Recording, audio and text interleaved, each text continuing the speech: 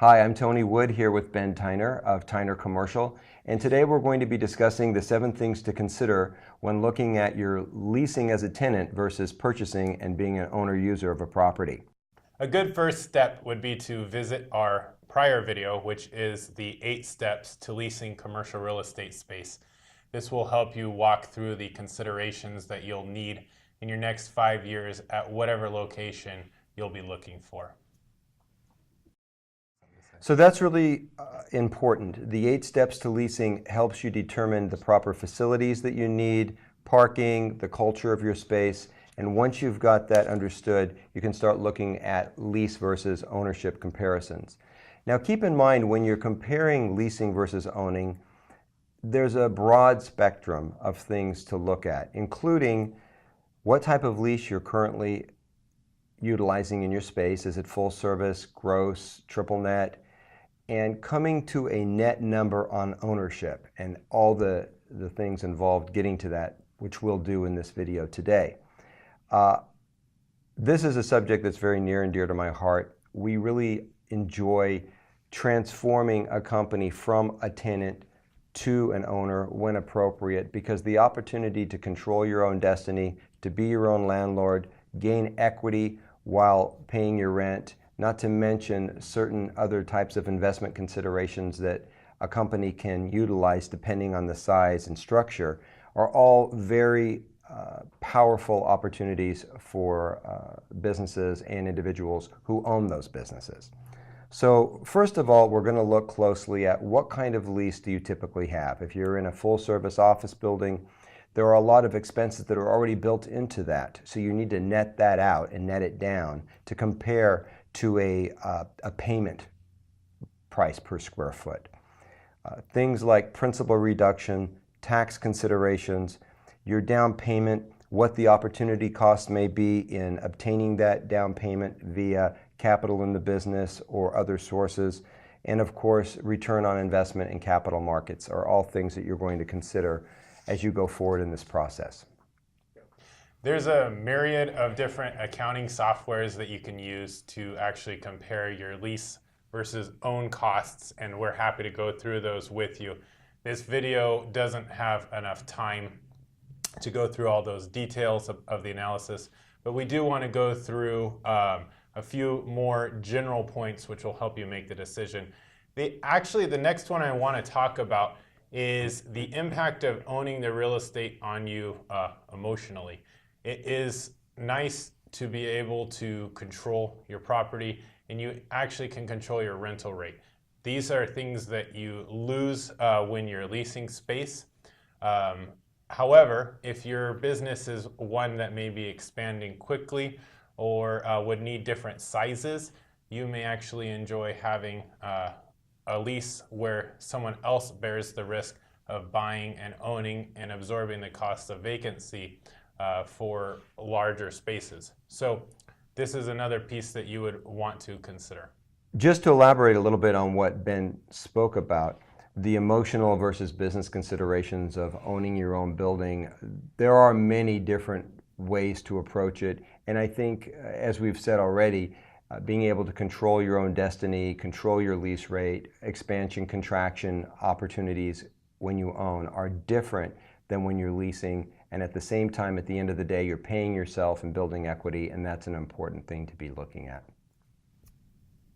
Your company's operations will be vital to making some of these decisions.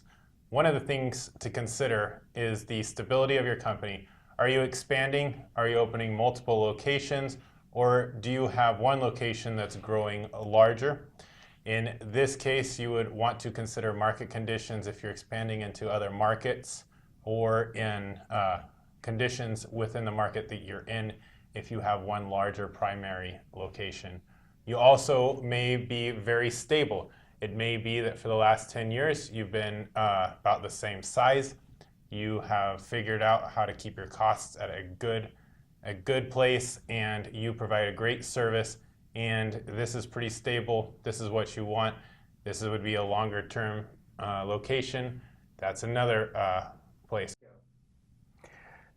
Downsizing is a consideration as well, not necessarily because your business is doing poorly, But in one case, even today, I met with a client who's looking to purchase a building, but their brick and mortar requirement has reduced dramatically from 10,000 square feet to 2,000 to 3,000 square feet because they're doing so much on the internet.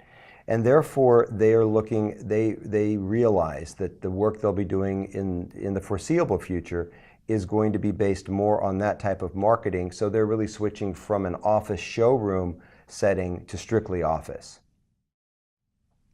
So the next point, which really follows the one we were just discussing, is if you're purchasing, whether or not you'll need a building with room to grow.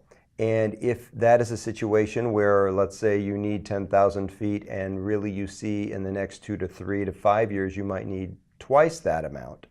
There are buildings out there that have a percentage of the building that's vacant and ready for an owner user and is either rented out to tenants or maybe rented out to tenants during the time period you're utilizing the smaller space. And as your need to expand grows, you can slowly or orchestrate that around your tenancy and the leases, which is all something that you can coordinate as part of the plan when you're purchasing a property. Leasing can be very attractive in that you can have very set expenses that are knowable for the next 5 years or however long that you've set your term of your lease. But when you're buying, you don't ever want to make this decision in a bubble. You really do want to consider the market conditions in the real estate market and the capital market at the time. What are the costs to borrow and how available are funds to businesses? You may find that you have the opportunity to leverage your business's cash flow to own real estate. This is a great tool for smaller mom and pops who've been running their own business, and they can actually use the business's cash flow to finance a building for them to own. Now, one of the things that I kind of use as a rule of thumb to make sure you're not in a market that's way overheated is what is the cost to build on this building versus the cost to buy. If it costs quite a bit more to buy the building, you want to consider why it costs more than just what it would cost to buy it. There's actually 6 variables that change in a market that are pretty good indicators of what's happening in your market. One is supply, one is demand, one is what's happening with your rent rates, what's happening with vacancy, and how interested are investors and where are cap rates. So if demand is rising and say supply is staying stable, and actually this is kind of the case in our area right now. It's staying stable, nobody's building any new buildings, but investors are starting to get interested. Vacancy is beginning to get absorbed. All indications are we're now in a recovery market. So you want to see how these things are changing versus if you were at the top of a market, if you were in the peak of a market, well, then there would be more and more vacancy hitting the market. There would be less outside investor interest, and you would start seeing demand falling. So these are some considerations before looking into buying the building. Just to kind of leverage on what Ben just covered, the market in the Sacramento region right now really is in a full recovery mode. However, as I've mentioned in our other videos, it is rather selective. Class A properties are particularly strong right now. B and C class properties have a lot of room left, and certainly depending on the city and location and many other factors, there are some good buys out there. And with interest rates at historical lows still to this day, the financing available to an owner user is really extraordinary in comparison to the history of commercial real estate. So I'd really encourage you to take a look at what you need, where you need it, and then take a look at the financial aspects of it, because many, many times we're finding you can own considerably less than what you're leasing for, as long as you have the capital for the down payment, which is the key factor. Now, in the cases of doctors and some other select groups, 100% financing is possible. With SBA, you can get in with 10% down. Conventional financing on owner users, typically 75 to 80%, depending on the type of business, credit, etc. But again, when you're looking at owner user rates in the 4s, it begins to make very good economic sense to look closely at this before the market gets to a point where a lot of those investment opportunities to buy at a very good value start to fade away. It's true, and it's not even uncommon or unheard of to be able to buy a building and the existing tenants have enough revenue from the rent to completely pay your mortgage. Absolutely. We've seen that more than once where we go in there and even considering the space that the owner is going to occupy, the tenant's income for the adjacent spaces covers their costs. So they're in there at effectively zero cost. So definitely something you want to take a look at. So we have actually talked about certain points, but I'd like to take a little piece of time here to talk about the advantages of leasing and some of the advantages of owning. In leasing, you have an advantage of actually being able to maintain capital. If you want your books to look stronger, you actually will have that cash. You can keep it in reserve. You wouldn't be using that cash for a down payment. You would also keep lines of credit off of your books, for example, as opposed to having a line of credit or a long-term liability that would show that would not be the case if you were in a lease. You have a stronger control over what your expenses will be. It'll be there denoted, and you'll know they shouldn't be varying very much. Maybe with CAM there'll be some fluctuation, but it will be minimal. And then lastly, you'll be able to deduct all of your rent as an expense.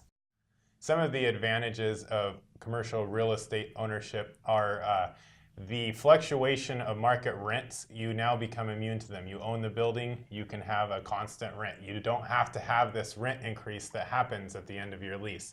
The market rent clause that you can renew your option at market rate, that's no longer scary. You're there, you're fixed. You also get to ride the appreciation wave. As costs of goods and services go up, often so does your rent that you would be collecting from any of your adjacent tenants or the tenants in your project. And your mortgage is often fixed. So the difference will end up becoming more income for you over time. So from an investment perspective, as an owner of a company, many times you can utilize the company's credit to leverage on value. In other words, you may be in a situation, if you're looking at considerations such as keeping your lease rate stable and being in charge of your own destiny by owning the property, you really do have maximum control of your facility. And if that's important to you in how your business operates, then there's no doubt owning could be beneficial to you. But as an independent owner, a primary stockholder, whatever the case may be, of a company, you can also structure things in such a way that you're purchasing the property for your company. So the property could be in your name, the tenant is your company's name. If your tenant has credit, there is a possibility of leveraging on that credit and actually instantaneously creating equity via cap rates associated with your creditworthiness. And that's an opportunity. It's what we call a sale leaseback, where essentially you buy it for one reason and then you lease it back to the company to utilize the space, taking a property that maybe cost you $100 a square foot in potentially doubling the value of the property simply by putting a tenant in place with credit versus an empty building. That's just one element that could be We've exercised. actually had many clients who come back at the end and say, it's interesting, I've made more money off of the actual building that I put my business in than my business ever made me when I went to sell it. Something we haven't talked about is selling businesses and the different considerations of leasing versus sale. Certainly if you're going to sell your business and you're a tenant and purchasing is either not an option you want to pursue or whatever the case might be, and you are going to be a business with a leased facility, then you want to make sure that lease not only has whatever amount of time necessary to make the business sale viable, but that the options related thereto are either there or not there, depending on what the plan is for the sale of the business. Right. I also wanted to touch on the topic of control. and what happened with the tenants in your business. Sometimes it's also essential or important to a company to portray the image of strength and the image of success, and often this can be done by having your name on the building, owning the building.